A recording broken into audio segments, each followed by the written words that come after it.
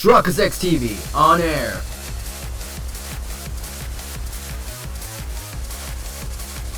We are now live in 3, 2, 1.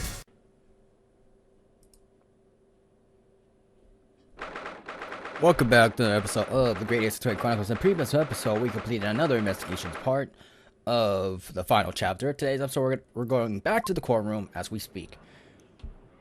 No free log to this? Alright.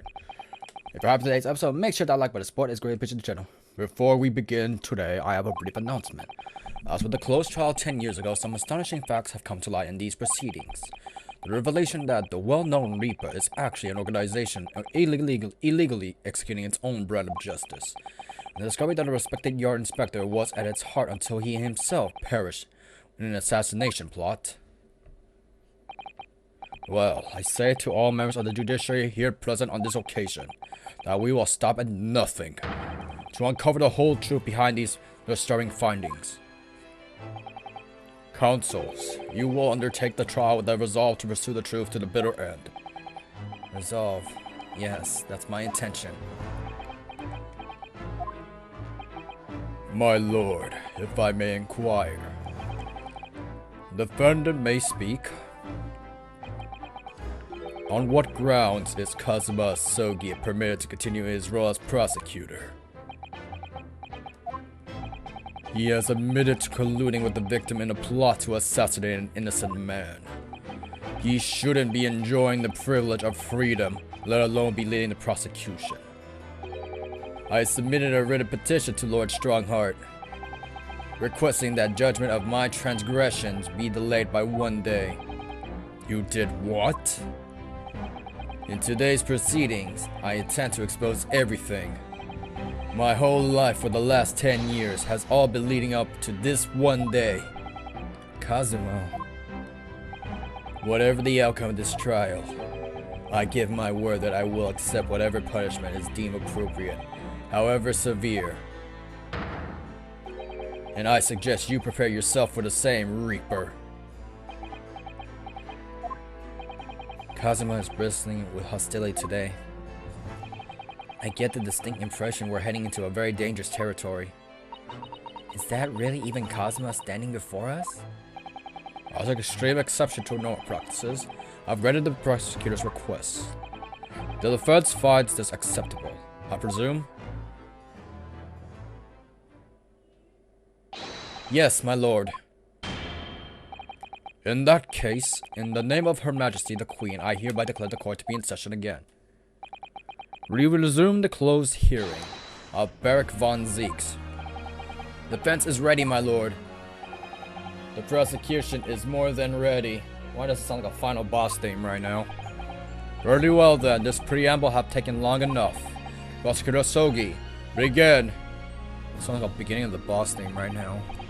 As you wish, my lord. The prosecution calls the first witness to the stand. Bring Seishiro Jigoku into the courtroom. At last then, we've reached the final battle. He literally says it's a final boss battle theme.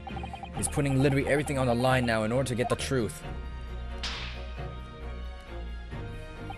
Come on, Ryunosuke. It's time for that steely resolve, because this is going to be tested to the limit.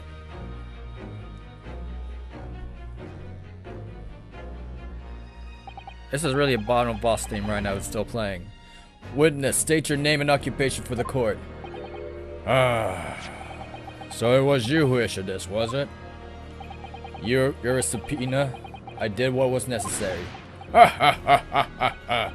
Well, look what the young man has become. I didn't think I'd see the day when you take that tone with me, I must say. Your witness will ensure his responses are pertinent to the question asked. My name is Seishiro Jigoku, a Supreme Court judge from the Empire of Japan. 16 years ago, this man came to London as a visiting student. 6 years later, he returned to Japan. As well as presiding over the Supreme Court, he is also currently Japan's Minister of Foreign Affairs. I am of course fully aware of Jigoku and his permanent roles. I invited him personally to the International Forensic Sciences Symposium as a representative of his country. I hear he also plays a key role in the conclusion of the Anglo-Japanese Treaty of Friendship and Navigation.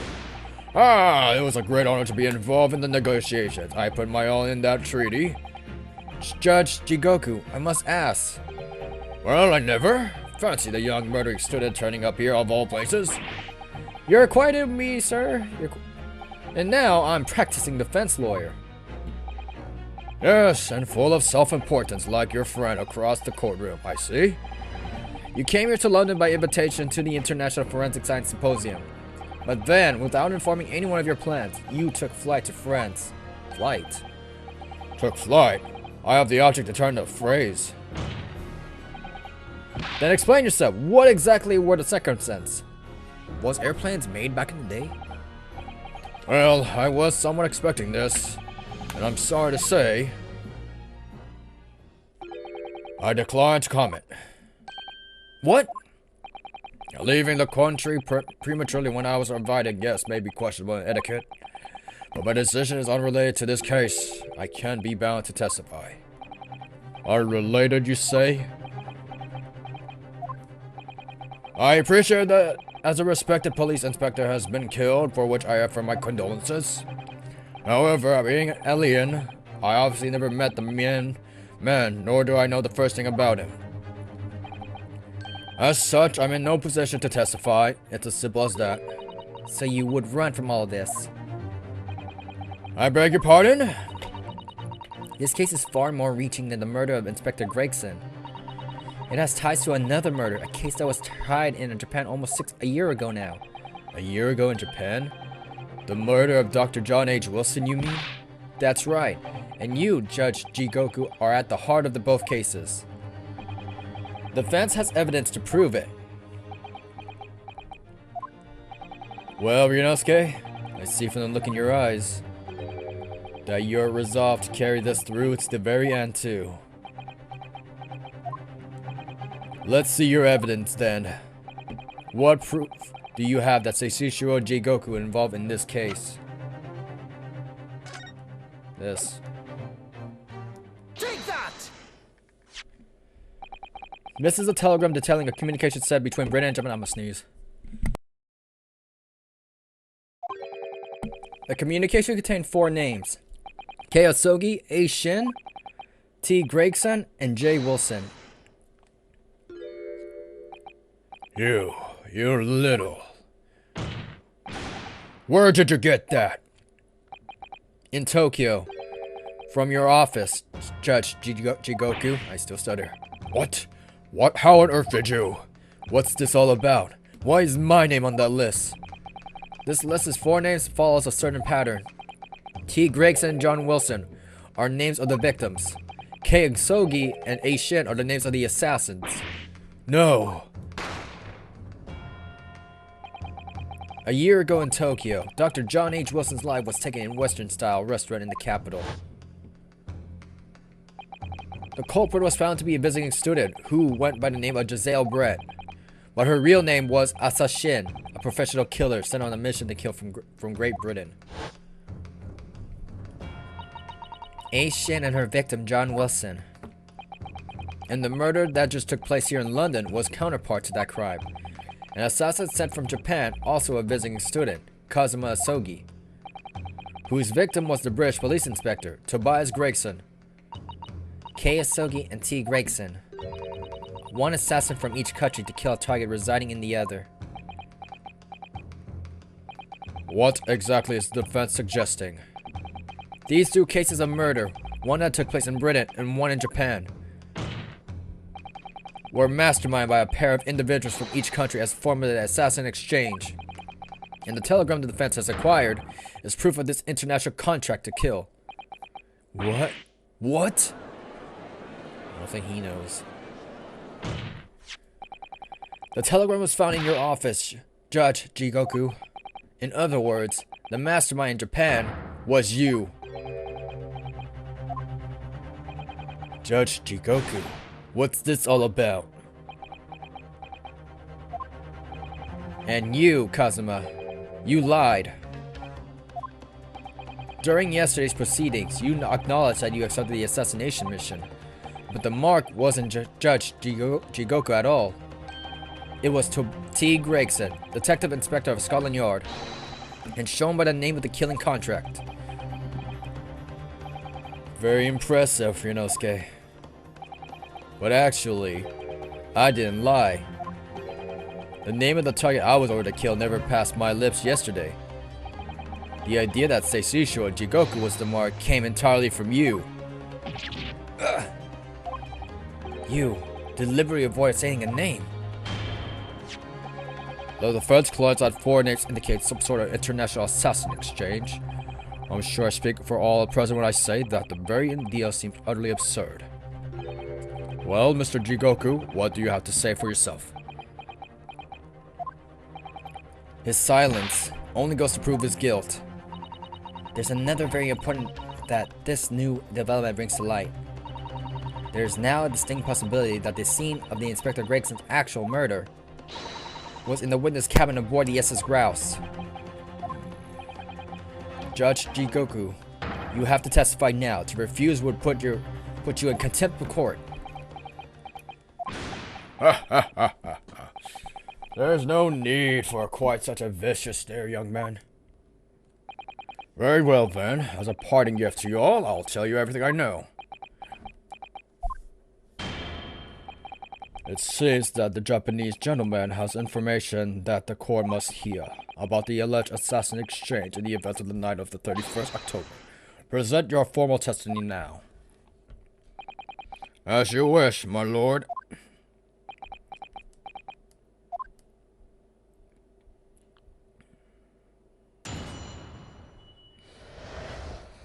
The assassin exchange. It's true that Kazuma Asogi was assigned the assassination mission 1 year ago. The target was Inspector T. Gregson. That was a condition of the British study tour. However, in the end, something happened. That meant the young man was unable to carry out his mission. On the evening in question, a member of the crew was on duty outside my cabin at all times. If there had been a shot fired, the crewman would have heard it. So clearly I can't be involved.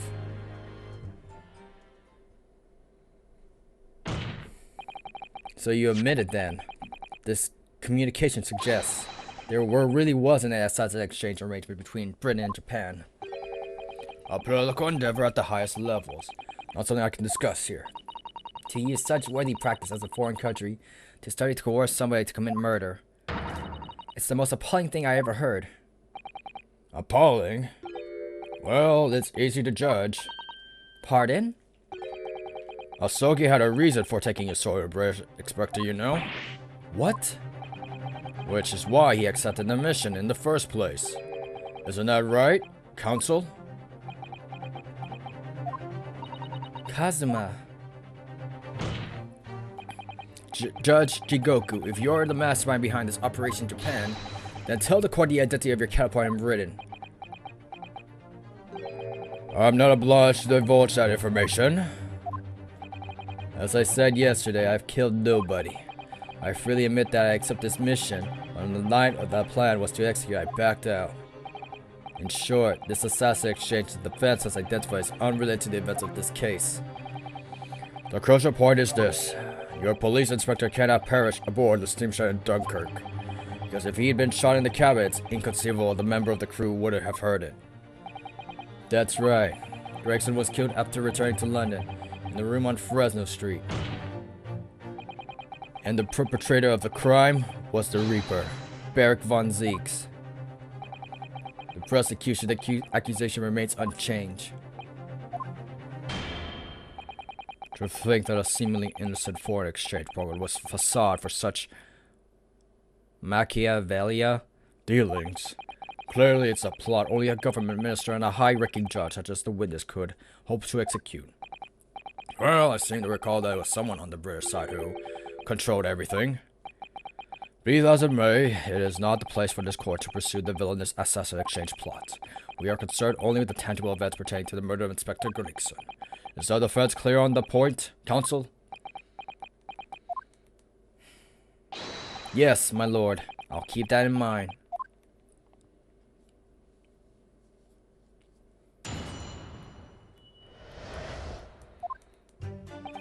It's true that Kazuma Asogi was assigned the assassination mission 1 year ago now. The target was Inspector Tate Gregson. That was a condition of the British study tour. However, in the end, something happened that meant the young man was able to carry out his mission. On the evening in question, a member of the crew was on the duty outside my cabin at all times. If there would be a shot, the crewman would have heard, so clearly I can't be involved. Hold it! Outside your cabin in the first-class area of the SS Grouse, you mean? Yes, that's right. Not least because there was a murder of a student passenger earlier in the year, I imagine. The liner operators have taken up posting a crewman outside every first-class cabin door. I can confirm the presence of the crewman guard myself. What do you mean? Because I accompanied Inspector Gregson to Dunkirk that night, I witnessed it with my own eyes. There was a well-built crewman standing guard directly in front of the door to the witness's cabin. At that particular time, of course, I got to the ship's dining room for dinner. The inspector and I asked the crewman to allow us into the cabin while we waited for Judge Jigoku's return. I suppose Inspector Gregson was there in his capacity as the Reaper. He was intending to take the witness's life. Exactly. As I said numerous times now, I had no intention of killing anyone. So the crewman led two potential assassins into the cabin he was supposed to be guarding. Not the most convincing of sentries, really. In truth, those were my thoughts too. But anyway, I stayed to talk with Inspector Gregson for a short while, and then I left him there and made my way off to the ship alone. Was the guard still at the door when you went? Yes. He glared at me as I walked past. You see? That proves it.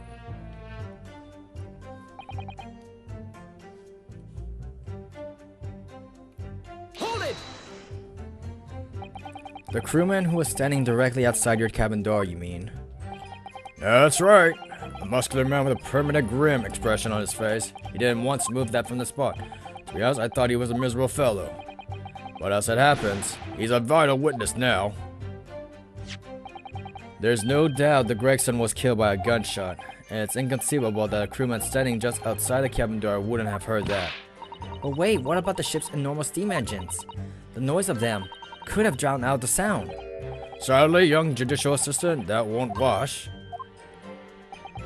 You'll recall that my cabin was in the first-class area of the ship, which is also, of course, the quietest. I don't imagine for a moment that it's anything like the steerage for the judicial distance. I didn't mean. But a hole like that made by the bullet was found in your cabin. What's that? A bullet hole? Oh yes, you're talking about what the detective uncovered in the wall yesterday, I presume? That was obviously a rotted panel eaten out by a wardworm. No doubt he did find an actual bullet. That's the hole in this argument. Sadly, I was unable to arrange for the crewman to be brought back to Britain with me. But obviously, if a gun had been fired in my cabin on the night in question, as the defense implies, I would have been arrested on the spot, and would never have made it to Britain in the first place. Very true. The witness logic is sound, since no gunshot was heard. We must assume the witness is telling the truth. I'm glad you said this, my lord.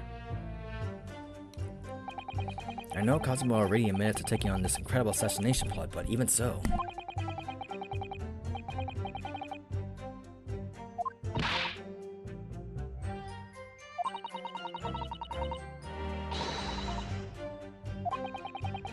But I think Cosmo manipulated Judge Jigoku too. He completely double-crossed him. Oh dear, it's hard not to see that stroke of brilliance of Kazuma-sama's part. One way or another though, Gregson ended up dead. I really think that the murder must have happened aboard a steamship. So you mean, Judge Jigoku must be lying.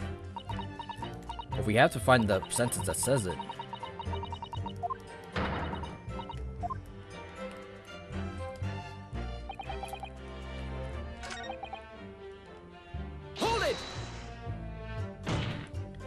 Why Kazuma? Why did you pick him as the assassin? He was the most capable of all applicants, and in addition, I knew his desire to travel to Britain was very strong. In fact, it was almost more than a desire. It was his whole purpose in life. Yes, as his best friend, I can certainly attest to that. The way he threw himself into the studies, the way he pursued becoming qualified as a lawyer, it was all ultimately for that one single goal of being accepted on the study tour to Britain. And of course, we know the reason behind that. He was determined to find out for himself the truth about his father. There's nothing I wouldn't have done to get here. be that agreeing to assume the role of an assassin or betraying people's trust.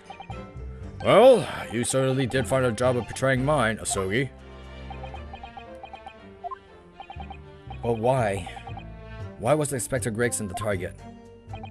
I have no idea. Those were the orders from Britain. I was in no position to question them. You have no idea? Really? I find that hard to believe. Oh, do you? Judge Jigoku once visiting sitting here in Britain and stuff, of course. Perhaps he has some connection with Inspector Gregson from that time. The feds really ought to catch up. With what? With the fact that the assassin exchange has absolutely nothing to do with the case under scrutiny here. Yes, I've already admitted to recruiting Asogi.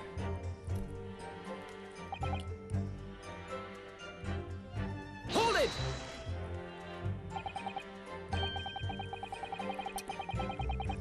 I presume you're referring to the incident that occurred in Cosmos Passage? The awful tragedy that took place on the steamship? Word arrived at the ministry some 2 weeks after the ship's departure from our shores. The visiting student had been killed, but his body had somehow gone missing in Hong Kong. The news was wired to me from the detective I placed on the ship a copy to the assassin. Obviously, Cosmo didn't actually die at all, but he did lose his memory, including all details about his special mission. Did you not consider dispatching another assassin at the point? That wasn't possible, simply because the black-clad young student over there had already put himself forward as Asogi's replacement, and there was no way to stop him from reaching Britain. Ah, my hands were completely tied. So Mr. Shone's strategy worked perfectly. He predicted everything that would happen. Months later, my memory returned. I never intended to go through with the assassination mission anyway. So you were playing me right from the outset, were you? Is that it? I'd sooner be guilty of the crime than taking someone else's life. I was prepared to do whatever I had to in order to get myself here to Britain. This line of questioning has gone long enough. All the court should be concerned about the testimony given by the witness on details related to his relationship with the Inspector Gregson and the victim's murder. In that case, as I've already made perfectly clear, I had no connection to the manner of his death.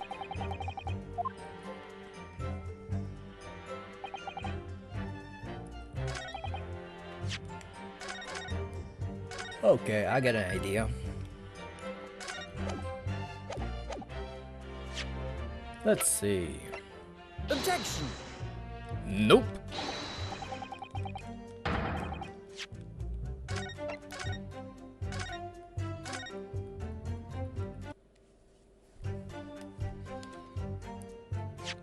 The reason why, because this was found in this freaking thing. Following the departure of the point, all crew members are required to assemble the main deck at 10 p.m. in order to review evacuation procedure. The drill will take 20 minutes.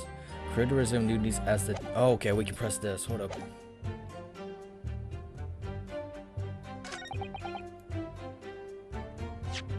There you go. Objection! Yes, as the court has heard, there was a crewman posted outside Judge Jigoku's cabin.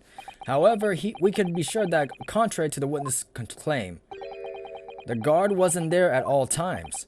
What? I have here a notice, a particular event that was scheduled to take place aboard the steamship on the 31st. Where did you get that? It's evidence gathered by Sherlock Sholmes. You were acquainted yesterday, if you remember. Sherlock Sholmes again? According to his itinerary, after leaving the port of Dunkirk at exactly 10 p.m. and for a period of 20 minutes, all crewmen of SS Grouse were to gather on deck for an evacuation drill. All crewmen were away from their posts, and during the 20-minute interval, of course, any gunshot emanating from your cabin would have been heard by no one.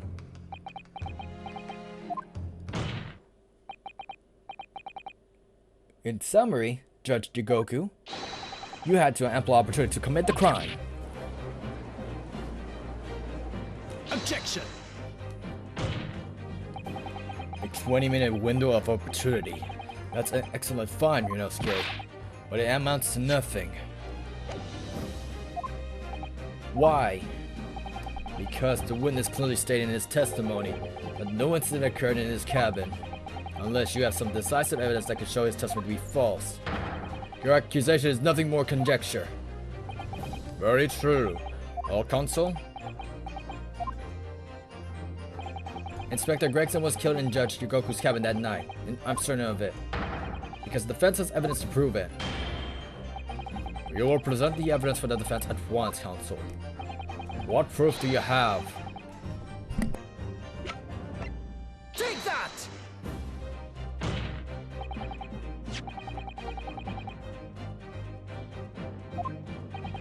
What is that? The crown of a pocket watch?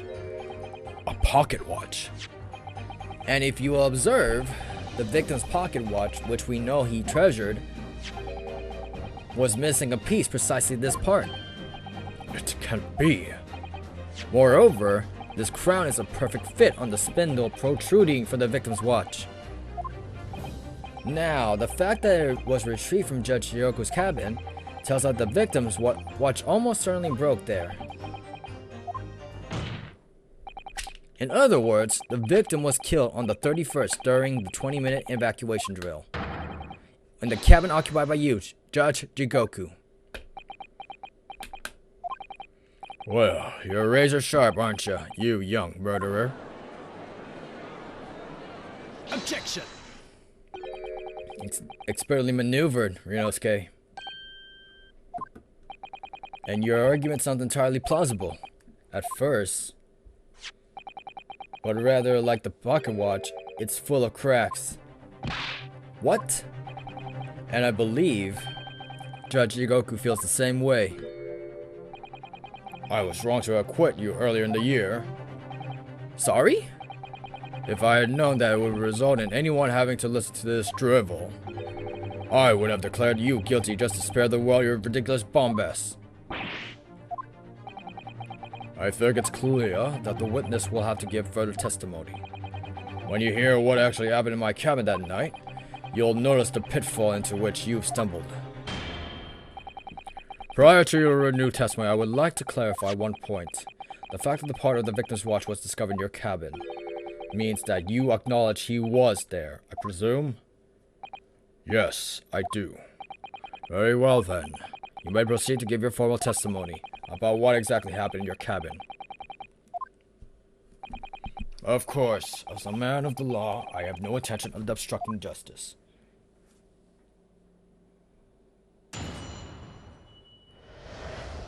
The events in the cabin. I had a guest waiting for me when I returned to my cabin after finishing my evening meal in the dining room. When I walked through the door, a mustachioed Englishman was there, foolishly waving a gun at me. I soon take care of him with a ippon seiyou throw, though he couldn't wait to run away after that. I imagine his watch was broken when I threw him over my shoulder. It was nothing to do with his murder. The inspector was clearly clear of having returned to Britain, because his body was found in London.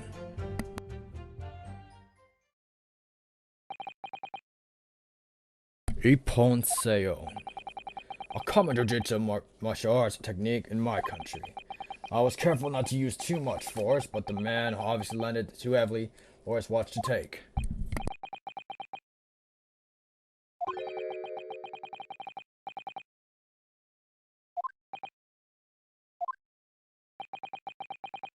The fact that the pocket watch was broken in the witness's cabin is no way proves that the victim's murder took place there.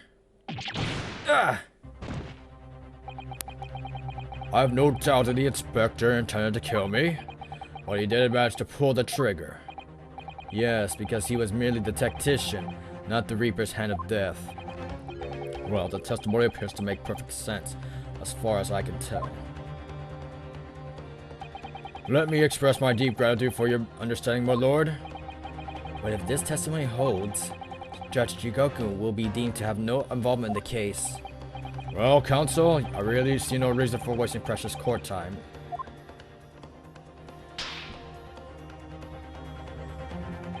Sorry, my lord. The defense has right to cross-examine, and I don't intend to squander that. You're an embarrassment to your countrymen, not knowing when you're beaten. In that case, proceed, Mr. Naruhodo.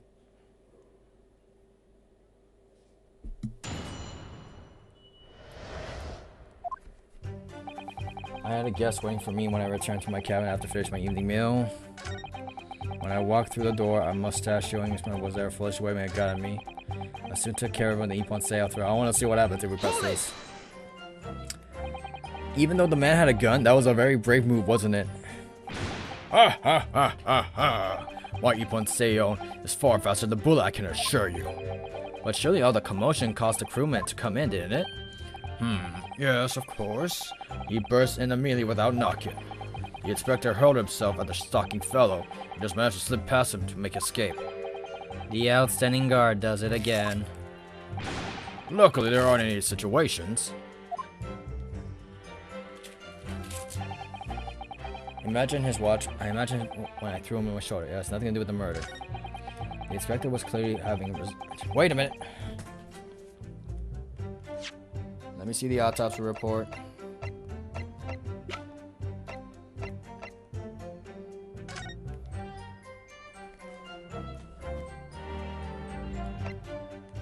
Victim was shot in the chest, close range in front, resulting in instant death.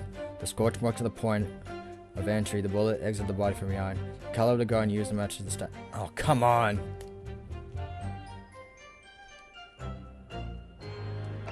That's not helpful. Maria, why?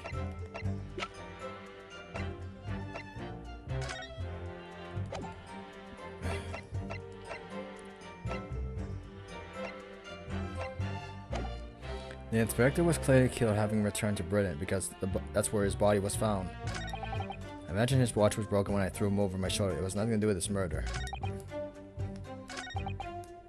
Hold it! Obviously, you're talking about Inspector Gregson. Yes, though at the time I didn't know the man's name, and there was no time for introductions. I value my life over manners. By which you mean that the inspector was here to assassinate you, I suppose? That was certainly the impression given by the gun pointing in my direction. I've never seen the muzzle of a revolver shake about so much in my life. Anyone would think the man had never shot somebody before. Believe it or not, most of us haven't. Anyway, there was no time to call for help. The crewman at the door, so I dealt with the man myself.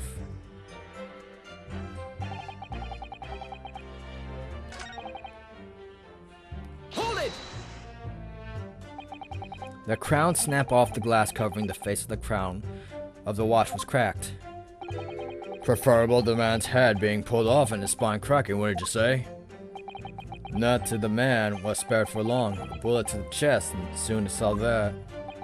But the point is, the broken pocket watch doesn't prove to be a murder took place. Absolutely not. All the watch proves is the power of my jujitsu throw. Whatever you say, it doesn't quite ring true that no shot was fired in the cabin. Because there was an obvious bullet hole in the wall. Ha ha ha ha. What are you talking about? That's what the story of your lowbrow detective stories told you, is it? Well, I don't care for such fiction. Haven't you worked it out yet, you little stripling? No murder took place in my cabin. Hold it! But there's no evidence that proves the victim ever returned to London alive. Just take a moment to think that the idea of yours now stripling. What? If the inspector was killed on the steamship in France, how on earth could he have gone back to Brenton? When the people died, their bodies remain at that same spot. It's a devil of a thing. Well, then, obviously the culprit must have moved the body. How exactly? Carrying a corpse off a ship in your arms would have raised a few brows at least, don't you think? Well, yes, that's true, but all passengers' luggage is inspected when it's unloaded from arriving vessels. And I would like to think the border police would have query a corpse of an English gentleman as hand luggage. If the murder had taken place aboard a ship, you would imagine the body would have been disposed of at sea. There would be no sense of risking being caught by attempting to transport the body back to Britain. That's killed the idea then. But perhaps not. Mrs. Sato?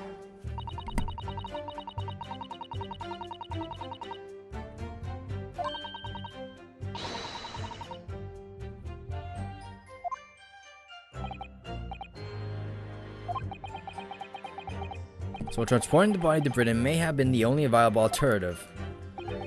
Dear me, you really are new to this, aren't you?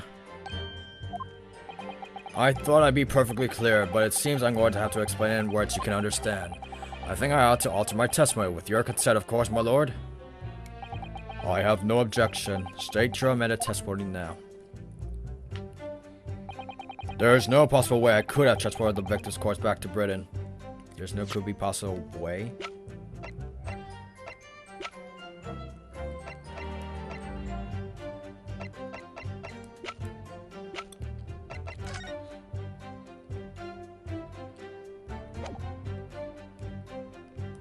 I have an idea. I have an idea.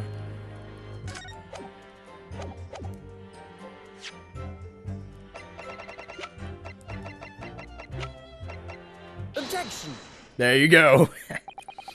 There's no possible way you could have moved Inspector Gregson's body, you say. I would say the opposite is true.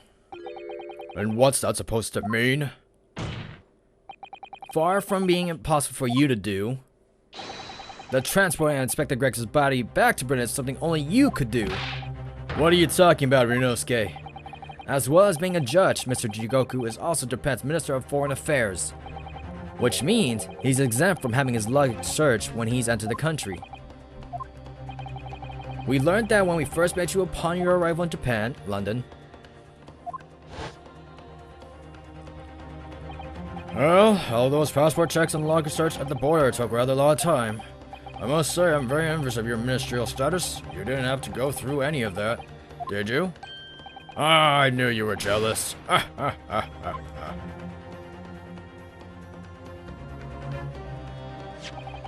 presume you recall this, Judge Jigoku. It's a photograph we took in the foyer in the hotel to mark the occasion. As the court will know, you have with you your large travel trunk. Large enough, in fact, to have a corpse inside. Mr. Naruhodo, sure you're not suggesting... I'm afraid I am. 3 days ago, when we were chatting innocently with new arrivals of Japan in the hotel, the body of Inspector Gregson was just meters away from us, inside Judge Jigoku's trunk.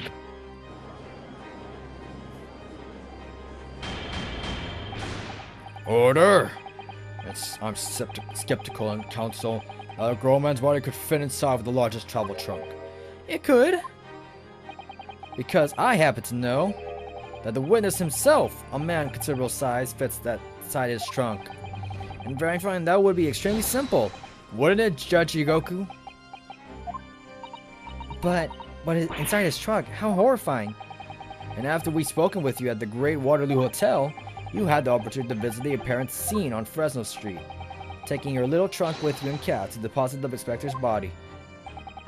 I don't have to listen to this nonsense. Dr. Gori, the coroner who examined the body, has confirmed its possibility. She's acknowledged there are signs that steps may have been taken to disguise the true time of death. The onset of the body decomposition could have been delayed by storing it in a refrigerator.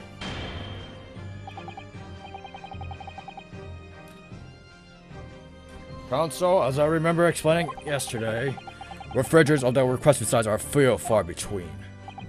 Yes, I'm sure they are, but one place they're certainly found is a large ocean liner. Such ships are equipped with electricity, refrigeration cold rooms to keep food fresh on their long sea voyages. The SS Grouse is no exception. Professor Mikitoma told me about that only yesterday. Well, Judge Jigoku? However, much you prolong this debate, you can't eliminate the truth. All the evidence points to you being the killer. Ha ha ha ha ha.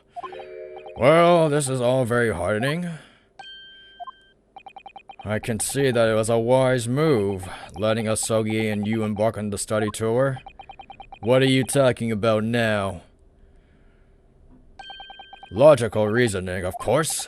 All court proceedings will be built on logical reasoning in the new century. And I can see that you've both laid foundations for that already. Judge Jigoku, please stop diverting the attention from the issue at hand. The defense has made an accusation against you. How do you respond? Respond? There's really no need for me to respond, is there? Why ever not? Because before you can even begin to answer that question of when the victim was killed, you must first establish one key fact. Where was the victim killed? It's quite logical. The actual scene of the crime? The prosecution's stance is unaltered. The killing took place on Fresno Street when the gunshot was heard. As the accused, Barrick Von Zeeks shot the victim at point-blank range. Since no tangible evidence exists to disprove the prosecution's claim at the time, the defense deductions amount to little more than an elaborate fairy tale. I'm afraid that's how logical reasoning the British are known for really works, young stripling. The victim was shot in that little room on the Fresno Street and died instantly. I'm afraid it's the prosecution's claim. That's the only fairy tale here. How can you say that? Quite simply, because the claim directly contradicts a certain piece of evidence in our possession. Very tantalizing, counsel. I think you had better explain yourself to the court, don't you? The prosecution claims the Inspector Gregson died instantly when he was shot in the scene of Fresno Street. But this evidence clearly contradicts the claim. What is... Where? What? Here? Someone tell me what? Is it the gun?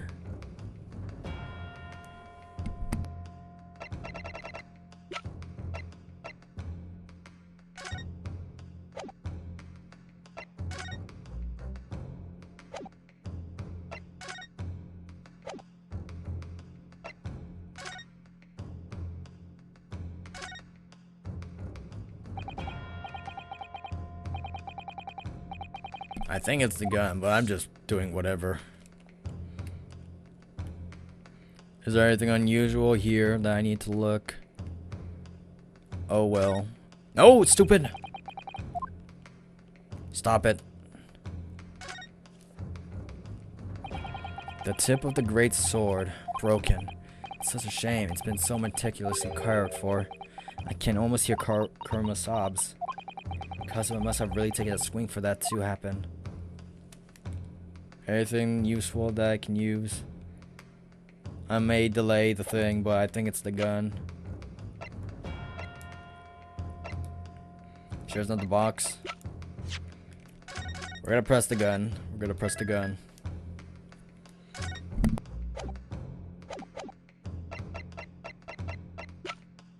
Take that!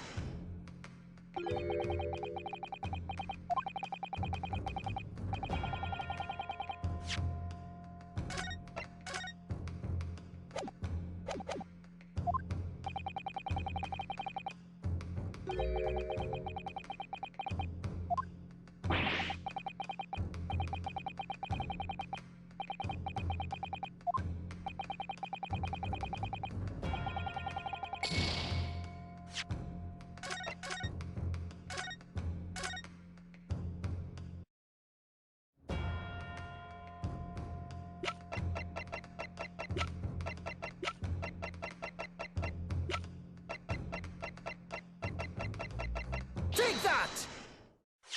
Because of the pool of blood, huh? The photograph of the victim in the very location claim he wasn't killed. Yes, but the point is the posture of the body itself. If Inspector Gregson had been shot there, in that room, it's out of question that his body could have been curled up in the ball like that. I'm sorry to disappoint you, but your logic is flawed. You could easily have adopted the fetal position due to pain of the shot, which subsequently proved fatal. Objection! The fetal position. I'm sorry to disappoint you, Judge Jigoku, but it's your logic that is flawed. What? According to this autopsy report, the victim died instantly. He could have felt no pain, much less have been able to draw himself into the position. Which begs the question of why the victim's body is curled up in that way. Though the answer should be abundantly clear by now. You're suggesting... The inspector's body took on the posture ahead of its arrival on Fresno Street, before it was coldly turned out on the floor. inside the large travel trunk.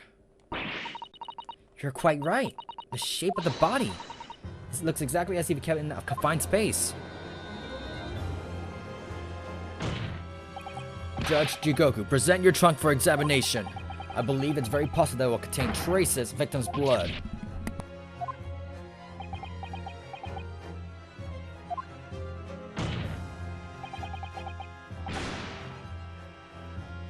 Present my trunk, I refuse. What? On what grounds? I'm the Minister of Foreign Affairs from the Empire of Japan. I shouldn't have to be put up with this treatment just because of some stripling spaceless accusations. In other words, Judge Jigoku, there is blood in your trunk. I decline to answer that. As the Minister of Foreign Affairs, I have privileges that allow me to. At this moment, you're not a government minister. You are a witness in the trial of Britain's highest court. I don't care who you are or what your status outside the courtroom might be, but you will not withhold information. Nothing is more important than the truth.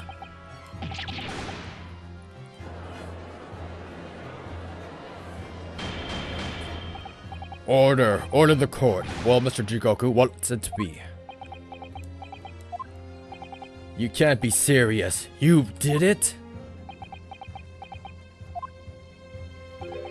Have you no shame at all, Kazuma Asogi? What? Very well, I admit it. I did bring the inspector's body into the country. Inside my trunk, exactly as postulated by the defense. You. Dear God, outrageous. So it was you. You admit to... No, I admit to nothing more than what I've said. Of killing the man, I certainly have no recollection. What on earth is that cryptic statement supposed to mean? I merely disposed of the inspector's body, which was left in my cabin, in order to avoid unwanted attention. As the judicial assistant over there pointed out, I had no chance to throw it into the ocean. So, I decided my only option was to bring it into Britain with me and dispose of it somewhere else. You can't still deny it. If you didn't do it, then who on earth killed the man? As you know, there was another person in my cabin that night. He had the opportunity. And moreover, he'd already accepted a mission to take the inspector's life. That's right, who else could it have been? It was you, Kazuma Asogi. You.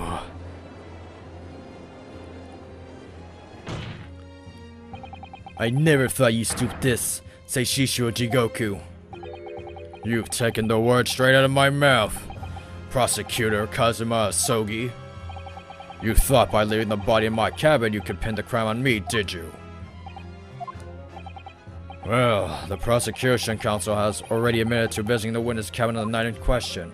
Yes, an assassination mission, no less. You wouldn't. So, what do you make of that, young stripling? You've heard my testimony now, and that's all I've had to say in the matter. I'll admit to nothing more. I don't believe this. Counsel for the defense. What is your position now? The court awaits your response to the witness' assertion. The assertion that on the night in question, the victim's assailant was in fact Mr. Kazuma Asogi. This isn't a dead end it seems to be. The answer is right in front of me. It comes down to Jigoku or Kazuma. Both of them had the opportunity to kill Gregson, but only one of them did it. And I'm just a step away from proving who. Very well. The defense is ready to respond to the assertion put forward by Judge Jigoku. The idea that the victim's murder could have been committed by prosecutor is...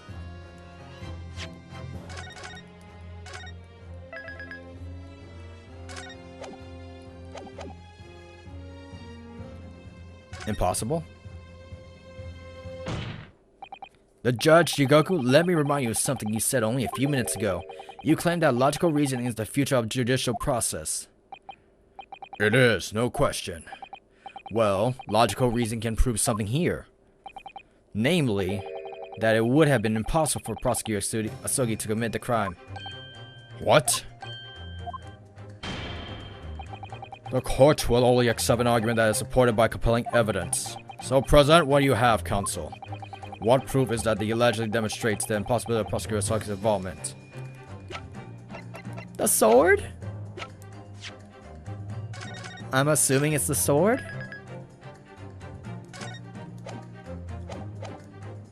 Take that! You're making the evidence weep here, Rinosuke Naruto. Sorry? Even every piece of evidence is a role to play in arriving at the truth. Oh, come on.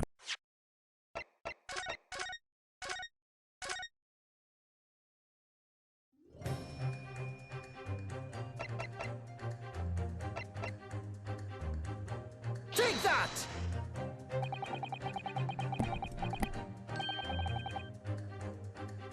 I don't want to talk about it.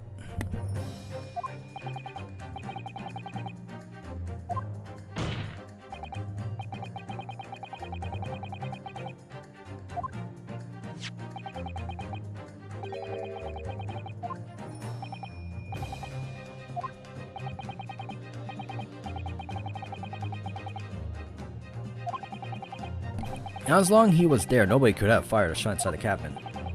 Absolutely, because it's inconceivable that the guard wouldn't have heard it came to the investigation.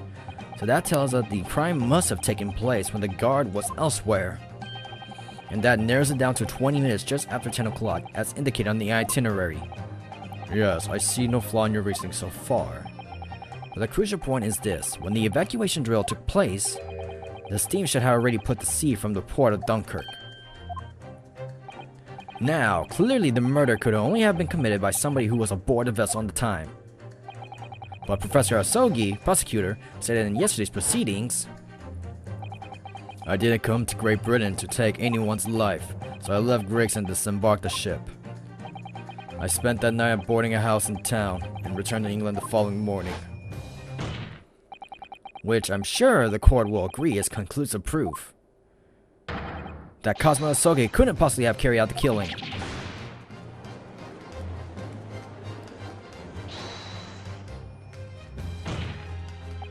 No, absolutely not. I don't accept that at all.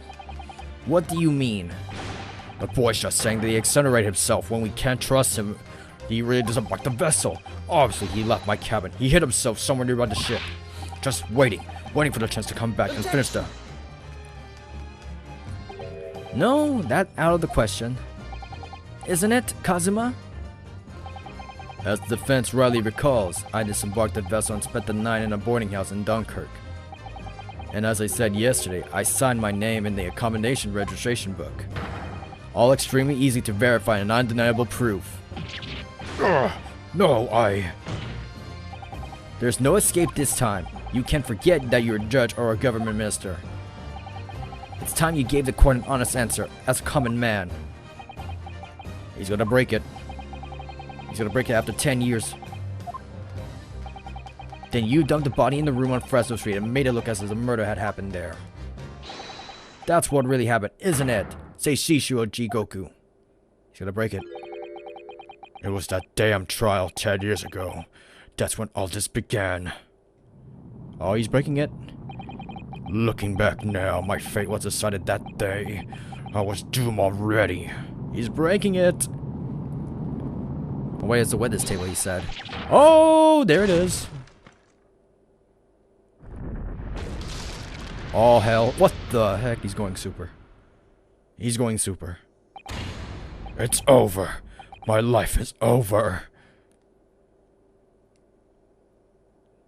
We did it? We actually did it. A British assassin to eliminate a professor in Japan. A Japanese assassin to eliminate a detective in Britain. Both assassins will use diplomatic immunity to evade a conviction and return safely to their homelands. The assassin exchange request arrived from Britain about 1 year ago. Though it was hardly a request, it was a demand. And for that, you decide to recruit Mr. Asogi. But things didn't go according to plan. Your chosen assassin never made it to Britain, and you found yourself unable to dispatch a replacement. And because I was already on my way to Britain at that time in Kazuma's place. And that left me with only one option for carrying out my obligation. to eliminate the mark myself, personally. Of course, there was but a single opportunity for me to do that. The International Forensic Science Symposium, I presume. That's right. I decided it would be safest to carry out the plan before my arrival in Britain, so I enlisted the help of my British counterpart, and made arrangements for a pretext that would take the inspector to Dunkirk. To lure the man in, he was given a sham mission by the Reaper. What? The Reaper? But there's only one person who could have done that. The mastermind of the entire operation. The Reaper himself. So, that means the assassin exchange was all planned by the Reaper. His counterpart will be the... I'm not at liberty to say anything about my British counterpart. Anyway, the inspector accepted the Reaper's mission and dutifully infiltrated my cabin on the steamship. It was all a trap designed to lead him to France and his own death. How awful. It was past 9 o'clock when I returned my cabin from the dining hall. I didn't give him time to attack me. I choked him until he lost consciousness. But there was a guard just outside the door, so I left it at that for the time being. Even the slightest noise might have aroused suspicion. I bided my time waiting. For the 20 minutes after 10 o'clock.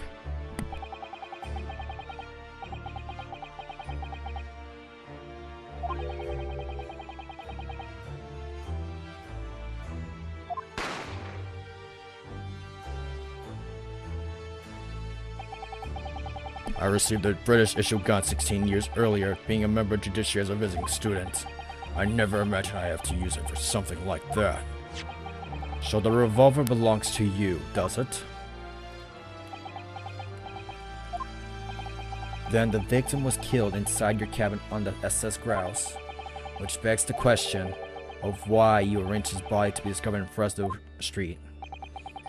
The young judicial assistant over there has already answered that question. There was no way I could take the body up on deck to throw it over the side. That's precisely where all the crewmen were gathered for the evacuation drill. So before the first-class cabin sentries returned, I took the corpse to the refrigeration room. And then arriving in Dover, you concealed the body in your trunk to order to smuggle it past the border police. I knew I needed to take steps if the police were to be convinced. In that case, you must have known. You must have had intimate details of Inspector Gregson's intended schedule. Yes, my British counterpart sent me everything I needed to know. The inspector was due at Fresno Street at 5 o'clock the afternoon, in order to meet a man by the name of Hugh Boone, from whom he would take back to his police identification. I decided that the man would be a perfect person to set up as the culprit, so I took a hackney carriage over there with the body still in my trunk. That must have been just after we took the photograph with you in the hotel then. Yes, I wasn't expecting a welcoming committee. I was more than a little nervous. On Fresno Street, I spotted a young girl selling little firecrackers. Miss Venus, of course. I conceived that the candle trick there and then, so I donned a simple disguise and approached the girl to buy enough firecrackers to replicate a gunshot. What sort of disguise? For some reason, the inspector had bright red hairpiece in his own traveling case, so I put that on, although I suspect I drew more attention to myself than that I would have otherwise. The hairpiece we found at the scene. The inspector had it already ready for the Red-Headed League investigation. I only arrived at the room at around 5:15, so I quickly placed the body on the floor, moved the notice board, and set up my little candle trick.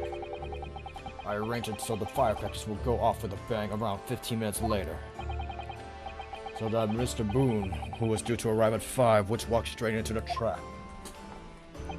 Except, at the last moment, I made a careless blunder. What was that? I imagine it was the bag of fish and chips? Huh?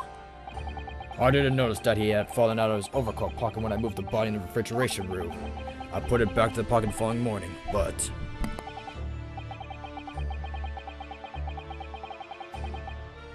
well, it seems the warmth of the heated cabin had accelerated the decay of the fish. Anyway, that's everything. all sordid details of what I did.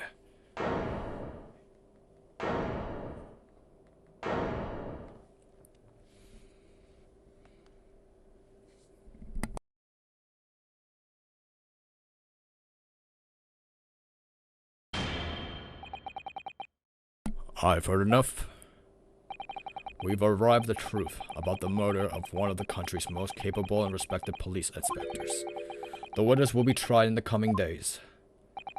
For a crime of such vile nature, you could expect the most severe penalty.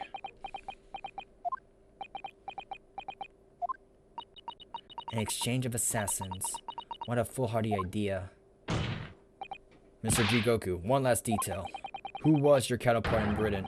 Who was the mastermind behind the assassin exchange? Nothing you say now can make matters worse for you. Just tell us. Enough! I've already told you that I cannot say. Even though, as things stand, you may very well never set foot in your homeland again. What are you waiting for? Can we get this over with now? It's finished. All of it. I'm finished.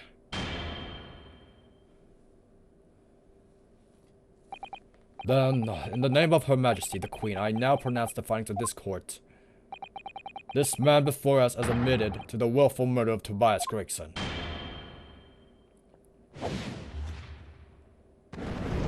But you do realize we're supposed to get the Reaper not guilty, right? Seishiro Jigoku, it is the opinion of the court that you should be found guilty. And may I remind all of those present of the strict confidentiality demanded by this closed court. We got a guilty verdict. Moments ago, Mr. Jigoku signed a written confession, admitting to the murder of the Inspector Gregson and the subsequent conveyance of the body. In short, the defendant's innocence has therefore been established beyond doubt. But who was the Reaper? Well done, Mr. Naruhodo. Yes, thank you. Something wrong? I'm just a little troubled by his silence. The true identity of the Reaper of the Bailey, and this extraordinary assassin exchange. We do remain in the dark about these mysteries. However, insofar as the indictment brought against the defendant in this trial, we have reached a conclusion. I have every intention of pursuing both mysteries as a prosecutor. As you wish. Now for the formal adjudication. I hereby declare the defendant, Beric von Zieks. Objection! Whose final testimony? The prosecution calls for our adjudication to be deferred. Counsel? The accused's innocence hasn't been fully established at all, and therefore it would be wrong to deliver a verdict at this time. That is the prosecution's unwavering position. What? But Judge Jigoku has already confessed. Nevertheless, Beric von Zieks has committed crimes for which he must be punished. Well, it would appear you have information that the court needs to hear, prosecutor. Certainly, the murder of Inspector Gregson was actually carried out by Seishiro Jigoku, but it's clear from the witness testimony that he was coerced into complying with the plot into this sick, merciless assassin exchange. That may be true, but... So what I want to know is, who coerced Jigoku? Who was pulling the strings? The victim went to France having been ordered in the mission for the Reaper, only to be murdered. In other words, the mastermind behind the assassin exchange is someone in position to give such an order. As we've already established, the Reaper himself, well, certainly, there would be a follow to appear. The prosecution hereby formally accuses the man in the dock, Beric von Zieks, of being the Reaper of the Bailey, and furthermore, I'm going to prove his guilt beyond reasonable doubt. What?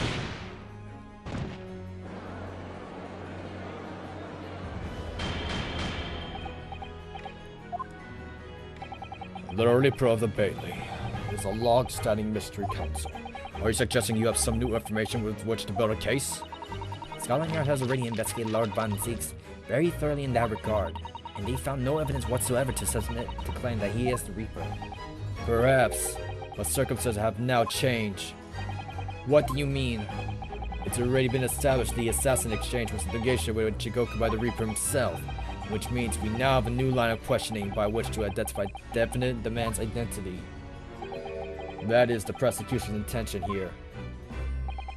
I must say I'm surprised by quite how tenacious you appear to want to besmirch my name. You are guilty of unforgivable crime, Lord Von Zieks. And I will bring you to justice for it, whatever it takes. That explains Cosmo's silence before. He'll stop at nothing to finish what Lord Von Zieks unwittingly started 10 years ago. Very well, Willis is extremely irregular. I will on this occasion grant the prosecution further opportunity for witness testimony. The defendant will disclose any and all involvement he has with the Reaper and assassination exchange. Thank you, my lord, for guiding the court so wisely. I hereby declare this court to be sessioned for a supplementary hearing. Oh, here we go.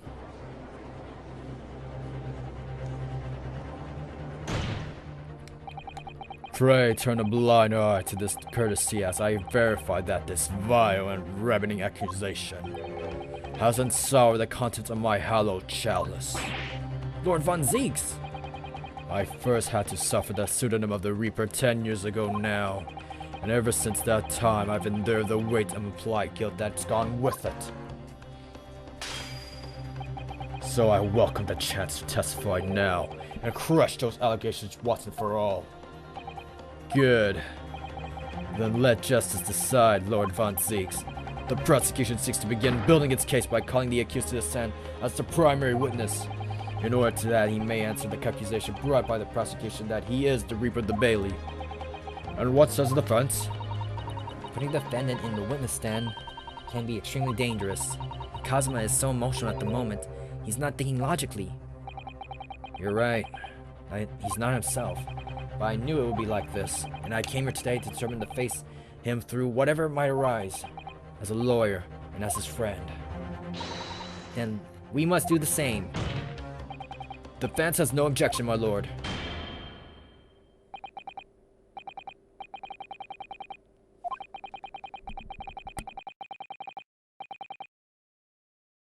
Like and subscribe, Chronicles and I'm signing out.